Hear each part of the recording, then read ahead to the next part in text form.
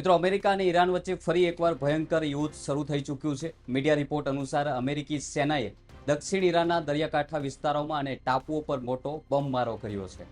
આ હુમલો એવા સમયે થયો છે જ્યારે ઈરાનના લોકો શોકના માહોલમાં ડૂબેલા છે. આ આંતરરાષ્ટ્રીય તણાવ વચ્ચે અમેરિકાએ ઈરાનના અંદાજે 80 જેટલા સૈન્ય ઠેકાણો પર નિશાન સાધ્યું હોવાના અહેવાલો સામે આવી રહ્યા છે. અમેરિકી સેનાના જણાવ્યા અનુસાર જ્યાં સુધી હોર્મુઝના દરિયાઈ વિસ્તારમાંથી ઈરાન પાછળ નહીં હટે ત્યાં સુધી આ કાર્યવાહી ચાલુ રહેશે. આ હુમલા બાદ બંને દેશો વચ્ચે થયેલા શાંતિ કરારનો હવે કોઈ મતલબ રહ્યો નથી. વિદેશી સમાચાર એજન્સીઓના રિપોર્ટ અનુસાર જે વિગતો સામે આવી રહી છે તેમાં આ હુમલામાં અમેરિકાએ ખાસ કરીને ઈરાનની એક ફાસ્ટ બોટ એટલે કે સ્પીડ બોટને નિશાન બનાવી છે, જેના દ્વારા ઈરાન દરિયાઈ માર્ગ પર નજર રાખે છે. તેમના પર અમેરિકાએ જોરદાર હુમલો કર્યો છે. અમેરિકાએ દાવો કર્યો છે કે એક દિવસ પહેલા ઈરાનની સેનાએ આંતરરાષ્ટ્રીય વેપારી જહાજ પર હુમલો કર્યો હતો. તેનો આ વળતો જવાબ છે. આ વેપારી જહાજો અમેરિકાના યુદ્ધ જહાજોની સુરક્ષા હેઠળ નીકળી રહ્યા હતા, પરંતુ ઈરાને જે હુમલો કર્યો છે તેના કારણે તેમને પોતાનો રસ્તો બદલવો પડ્યો હતો. આ ઘટનાથી નારાજ થઈને અમેરિકાએ મધરાત્રે 3 થી 4 વાગ્યાની આસપાસ ઈરાન પર આ જવાબી કાર્યવાહી કરી હોવાના સમાચાર છે. નમસ્કાર મિત્રો, હું છું દિનેશ ઝાલા. વિડીયોમાં આગળ વધતા પહેલા હજુ સુધી તમે અમારી ચેનલને સબસ્ક્રાઇબ નથી કરી તો સબસ્ક્રાઇબ કરી લેજો, કારણ કે આ ચેનલ પર તમને ભારતીય રાજનીતિ અને આંતરરાષ્ટ્રીય રાજનીતિના યુદ્ધના સાચા અને સચોટ સમાચાર પ્રોવાઈડ કરવામાં આવે છે. અને વિડીયોને અંત સુધી જોજો, કારણ કે ઈરાન અને અમેરિકાને લઈને સૌથી મોટા સમાચાર જે આંતરરાષ્ટ્રીય મીડિયામાંથી સામે આવી રહ્યા છે તેના વિશે વિગતવાર જણાવીશું.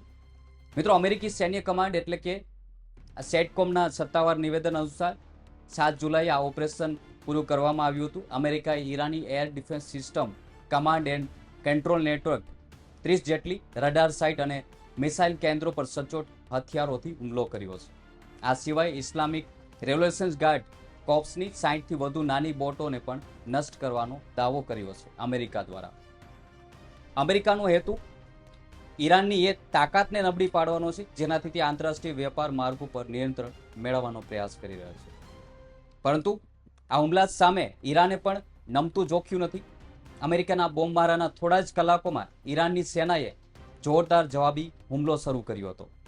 ઈરાનના સરકારી મીડિયાએ પુષ્ટિ કરી છે કે દેશના અલગ અલગ વિસ્તારોમાંથી અમેરિકાના સૈન્ય લક્ષ્યો પર તાબડતોડ મિસાઇલો દાગવામાં આવી છે. ઈરાને ચેતવણી આપી છે કે તેમના પર થનારા દરેક હુમલાનો જવાબ આપવામાં આવશે. આ જવાબી હુમલા બાદ સમગ્ર મિડલ ઇસ્ટમાં ફરી એકવાર યુદ્ધનો ખતરો અને તણાવ ચરમસીમાએ પહોંચી ગયો છે. અમેરિકાના હુમલા બાદ ઈરાને થોડા જ કલાકોમાં આક્રમક વલણ અપનાવ્યું છે. આંતરરાષ્ટ્રીય સમાચાર સંસ્થાઓના અહેવાલો અનુસાર ઈરાની જવાબી પ્રહારને કારણે પડોશી દેશોમાં ખળભળાટ મચી ગયો છે. બહેરીનના સરકારી અધિકારીઓએ પુષ્ટિ કરી છે કે મધરાતે પછી તેમના આકાશમાં મિસાઇલો દેખાતા જ સ્થાનિક કટોકટી સાયરન વાગવા લાગ્યા હતા. બીજી તરફ કુવૈતની આર્મીએ પણ જાહેરાત કરી છે કે તેમની હવાઈ સુરક્ષા સિસ્ટમ સક્રિય થઈ ગઈ છે અને આકાશમાં આવતા દુશ્મનના લક્ષ્યોને રોકી રહી છે.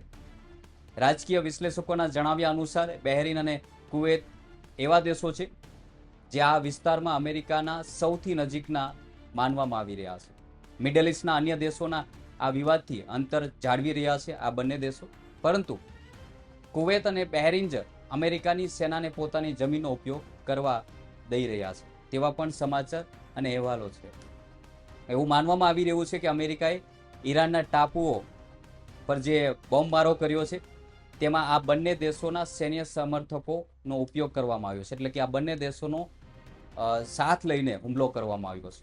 આ જ કારણે ઈરાને હવે આ બંને દેશો તરફ પણ પોતાની મિસાઇલોનો મોરચો ખોલી દીધો છે.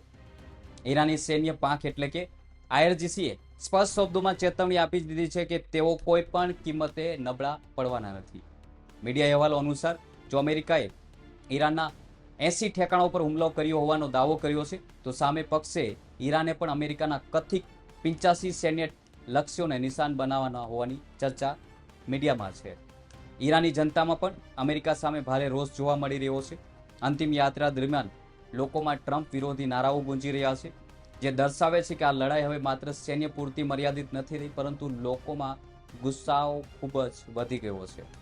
અમેરિકાએ સ્પષ્ટ કહ્યું છે કે તે પોતાના હુમલા રોકવાનું નથી, તો બીજી તરફ ઈરાન પણ નમતું જોખવા માટે તૈયાર નથી. બંને દેશો કાનૂની અને રાજકીય રીતે એકબીજા સામે અડી ગયા છે, જેના કારણે હવે ટેબલ પર બેસીને શાંતિ વાર્તા થવાની સંભાવના નહીવત દેખાઈ રહી છે. આ આખા વિવાદમાં ઇઝરાયલની ભૂમિકા પણ સૌથી મહત્વની બની ગઈ છે. મીડિયા રિપોર્ટ અનુસાર ઇઝરાયલ અત્યારે પણ પોતાના સૈન્ય હુમલા ચાલુ રાખી રહ્યું છે. ઇઝરાયલના નેતાઓનું કહેવું છે કે તેઓ પોતાના નિર્ણયો પોતાની રીતે લે છે અને હુમલા કરતા પહેલા અમેરિકાની મંજૂરી લેવાની જરૂર નથી. આ સ્થિતિ વચ્ચે અમેરિકાના રાષ્ટ્રપતિ ડોનાલ્ડ ટ્રમ્પ માટે આ યુદ્ધને સંભાળવું ખૂબ જ મુશ્કેલ બની ગયું છે, કારણ કે અમેરિકાની જનતા આ આંધળા લશ્કરી ખર્ચ અને મોંઘવારીથી પહેલેથી જ કંટાળી ગઈ છે. બીજી તરફ ડોનાલ્ડ ટ્રમ્પ સતત એવો દાવો કરી રહ્યા છે કે તેમણે ઈરાનની સૈન્ય તાકાતને પૂરી રીતે તોડી પાડી છે, પરંતુ સંરક્ષણ વિશ્લેષકોનું માનવું છે કે ઈરાન પાસે હજુ પણ મિસાઇલનો મોટો જથ્થો મોજૂદ છે. ઈરાને પોતાના સૈન્ય મથકો એવી રીતે તૈયાર કર્યા છે કે હુમલાના થોડા જ સમયમાં તેઓ ફરીથી સક્રિય થઈ જાય છે. આ જ કારણે અમેરિકાના આટલા મોટા બોમ્બમારા છતાંય ઈરાન તાબડતોડ જવાબી હુમલા કરી રહ્યું છે, જે ટ્રમ્પના દાવો સામે મોટો સવાલ ઊભા કરે છે. રાજકીય વિશ્લેષકોના મતનું માને તો મિત્રો, આ યુદ્ધ માત્ર સરહદ પર જ નહીં, પરંતુ અમેરિકાની અંદર ટ્રમ્પના પોતાના રાજકીય કરિયર માટે પણ મોટો ખતરો બની ગયો છે. જો આગામી મિડ ટર્મ ચૂંટણી પહેલા જ આ તણાવ ઓછો નહીં થાય તો ટ્રમ્પની રિપબ્લિક પાર્ટીને મોટું રાજકીય નુકસાન વેઠવું પડી શકે છે. ઈરાને આ જંગમાં અમેરિકાને એવી ઝાડમાં ફસાવી દીધું છે જ્યાં શાંતિ કરારની શરતો પણ ઈરાનની તરફેણમાં જતી દેખાઈ રહી છે. હવે આંતરરાષ્ટ્રીય સ્તરે સવાલ એ ઊભો થાય છે કે શું મિડલ ઇસ્ટમાં ક્યારે શાંતિ સ્થપાશે? કારણ કે એક તરફ લેબનાન અને યમન અને ઇઝરાયલ વચ્ચે લડાઈ ચાલુ છે, તો બીજી તરફ અમેરિકા અને ઈરાન સામે સામે આવી ગયા છે. આ યુદ્ધ આગામી દિવસોમાં સમગ્ર વિશ્વમાં અર્થતંત્ર અને ક્રૂડ ઓઇલના બજાર પર મોટી માઠી અસર પહોંચાડી શકે છે. આ સમાચારને લઈને તમારું શું કહેવું છે? કમેન્ટ કરી તમારા મંતવ્ય જરૂર જણાવજો અને આવી વધુ રસપ્રદ ન્યૂઝ સ્ટોરી જોવા માટે જોડાયેલા રહો અમારી ચેનલ સાથે. અને આ એપિસોડ તમને ગમ્યો હોય તો વધુમાં વધુ શેર કરજો અને તમે ક્યાંથી વિડીયો જોવો છો તે લોકેશન અથવા શહેરનું નામ અમને કમેન્ટમાં જરૂર જણાવજો. જય હિન્દ.